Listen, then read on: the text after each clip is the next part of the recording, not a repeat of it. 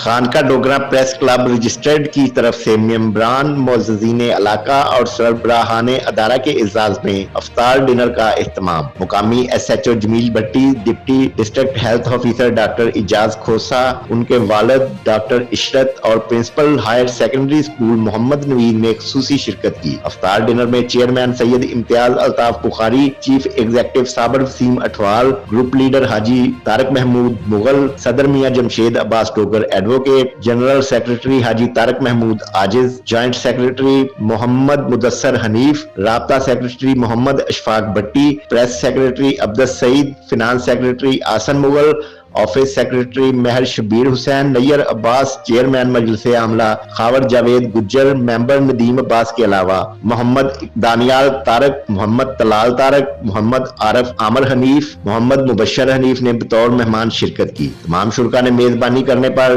मोहम्मद मुदस्सर हनीफ का शुक्रिया अदा किया। तमाम शुरका ने मुल्क की सलामती के लिए खुसूसी दुआ की और मिलजुल कर शहर की बेहतरी, तरक्की और जराइम पेशा अनासर के खात्मे और अवाम को हर मुमकिन रिलीफ देने का अहद किया।